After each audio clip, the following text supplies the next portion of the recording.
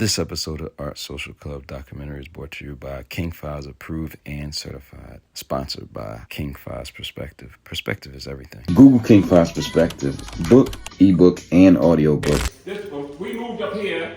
We were down on Saratoga Street, and we had to make the move when they built the highway to nowhere. So we moved up here, and we got to build. We got a notice. I think it was 1969 that we may have to be moving. So we bought the building in 1971. They had a ribbon cut in 1972, and the grand opening was 1973. And these were some of the people who were invited to the grand opening. But let me tell you, now these were two of the doctors in the club. Herb Brown. You heard of Providence Hospital.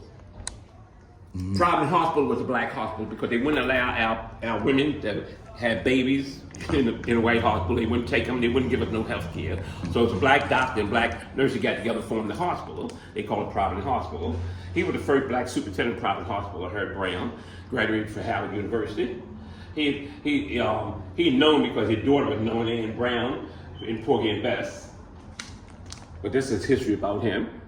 Dr. Charles Fowler, he owned a movie theater, a clinic, a drugstore. He's an entrepreneur, and he did so much for the YMCA for boys. He did a lot for them, and he lost. He wrote I think 1 or 2 books. Okay. When we came in here, Howard Mason. He's a veteran too. Howard Mason. He brought us up here, and that was him. That's him cutting the ribbon, and that's where he was standing in front of the club at the time.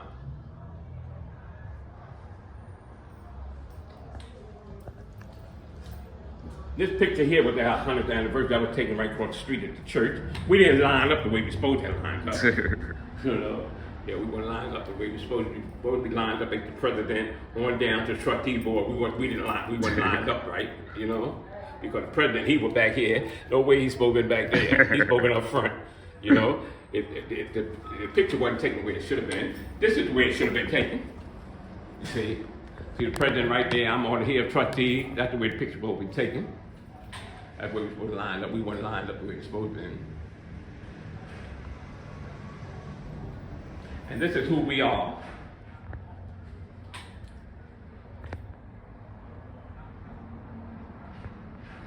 And like I say, this history I put it here because like this American flag, for years some people say, oh yeah, the American flag, the white man flag, da da da da.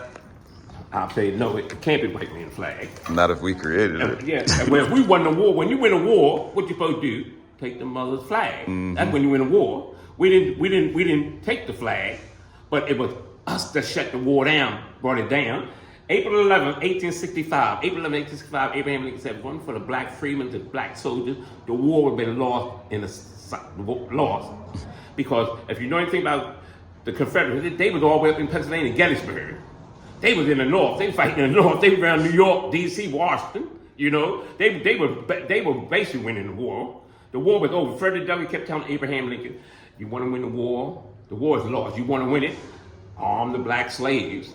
Arm them, let them make it a war of liberation. He kept telling me over and over, and finally he did. He was going to die anyway. Because if they had won the war, they won't kill Abraham Lincoln anyway, So he finally armed them, and 240,000 black men joined the Union Army. They built bridges, they did a whole lot of stuff, and they did fighting. People would have to read some of the writings of their heroic deeds, but like I read somewhere the white boys were going down south. They didn't know where the hell it was at. They would get ambushed everything. The blacks knew the Indian trail, the shortcut. They knew where the stream ran. They knew where the plantation was, and they had an interconnection with those working in the field and those working in the house. So they were already waiting for them to come because they were ready for battle anyway, So they already had connection, and so that's how the war came about and shut it down. We won the war, and that's why I say, if we won the war, this flag, if it wasn't for the black soldiers, it would then, we would have no United States of America. Exactly. We would not have this flag. They don't want this stuff taught in school. I'm teaching because I'm a vet and I want our people to know. You talk about Juneteenth, let's tell a real story. You know, the real story, who won the war. You know, and like I said, I hear, 3 days after he made that statement, April 11th, 1865, 3 days after he made that statement, he was shot in the head. Now, why didn't they teach us that in school? 3 days? Yeah, after he made that statement, 3 to 4 days after he made that statement, he was shot in the head. Breakthrough message. Life ain't guaranteed, so I wanted to actually leave them something. That genuine heart. Which one of these cameras is mine? Google King Fyz Perspective.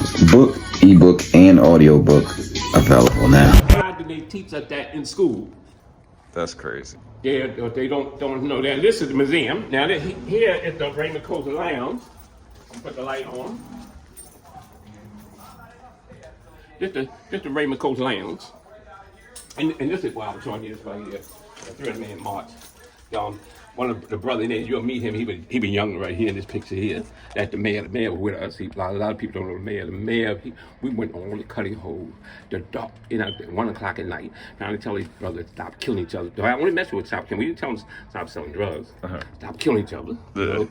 But anyway, this one particular day, and the history I got here, they pulled it off the wall for right now. I wrote this is all the scene of what happened.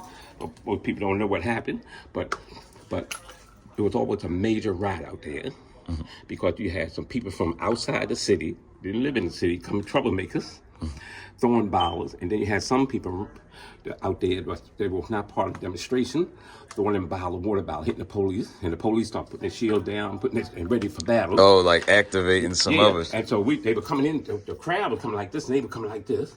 And so Brother Menier, our leader, that's him. Brother Menier, he leads the 300-man march. He's called 300, so we automatically knew what to do. And you see how we tied hands. That's the president right there. We tied hands, we put our hands up, put our hands up to stop. So we separated the police from the crowd of demonstrators.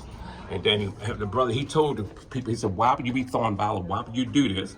When men come to fight men, men come to fight men. They don't fight with grandmothers and kids out there. Why would you do this? But for people to get stamped, peed or something. Yeah. But this is Brother Jahi. That's him.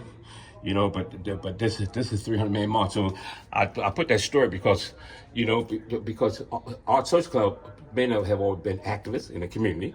So we continue with that legacy. We're not a protest organization. We're a social organization, but we support other organizations. Men in other organizations are part of our organization. So it keeps us networked with knowing what's going on. This here is called, in here at the Raymond Coast Lounge, this is where I'll be sitting at, with older guys, watching the pretty girls come in, We'll be sitting here, Raymond Coast Lounge. And when you see it up here, say Raymond Coast. Yeah, and this is some of the awards we got. I'm holding this space for Governor Moore, where we have 4 awards from four different governors. Yeah. Oh yeah, I see y'all got all types of awards going on. Yeah, so y'all was doing it big. I see, making some major moves out here, really changing your community. But what's the plaque with the building? That's the history of the building. It's way back when way back. This is some of the history of the building. I wanted people to know the history of the building.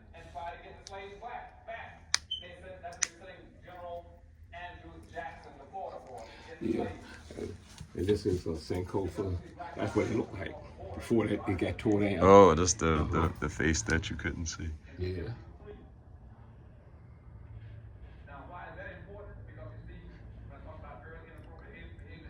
He's funny because he looks like some of the young guys you see walking around now. Yeah. This is some of the men. Some of the politicians. He'd be city councilman. She was a delegate. This is Anthony Hayes. He's our senator, our state senator. This is the mayor. He played upstairs, Mayor O'Malley. He played upstairs 3 times. This is Mayor Kurt Smoke. That's Nick Mosby. This is the President Kamala Harris' father. and I put this up here because we want on ours, first president, first white black president, first black governor in the state of Maryland, you know. So that's all part of our history. We want to always on ours. This here is we had when we turned 100 years old, we said that we wanted to have an auxiliary called the Queen's Daughter Church Club. So we did get the women. They wanted to call itself. It's a name they wanted to call itself. I don't know. I didn't like the name. They wanted to call itself. I didn't like the name. I can't think of that name. The name they wanted to call itself. I said no, Queen. So they called itself the Queens, and you know, you see the mayor, Puge. So I made sure I got pictures of them with all the mayors. She was, man, Sirs. She is Sirs, man. Sirs, this woman right here, Sirs. People that don't know, powerful. Sheila Dixon, you know. And they all were part of the 300 Man March supporting us. Women was. There's always strong. Yeah, we always have. There's always strong black women in the background. Always. Yeah. Our women, no matter, they gonna back us, whatever it is. These are some of the pictures, you know. This was Black Men Unifying Black Men, you know. We just got an award, a Crown Award. We just recently got.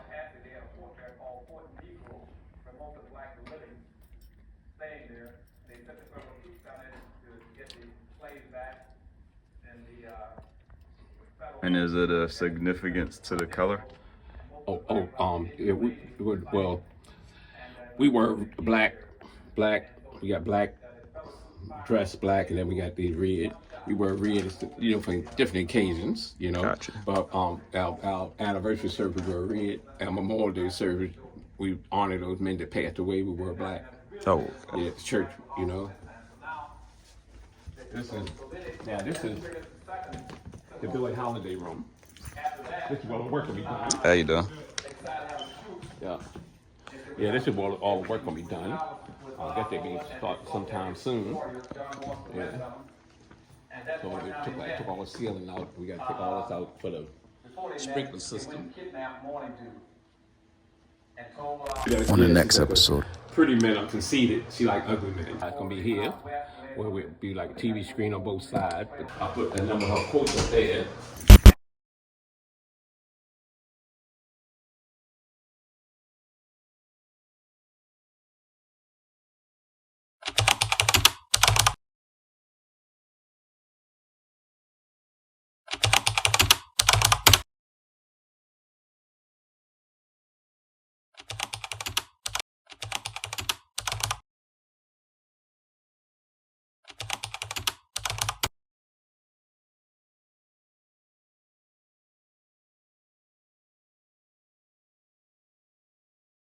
This episode of Art Social Club documentary is brought to you by King Fyz, approved and certified. Sponsored by King Fyz Perspective. Perspective is everything. Google King Fyz Perspective. Book, ebook, and audiobook available now. Join the King Fyz Perspective Epic Book Club the beginning of every month at 9 a.m. and 6:15 p.m. Wednesday, the beginning of every month. You don't want to miss the next one.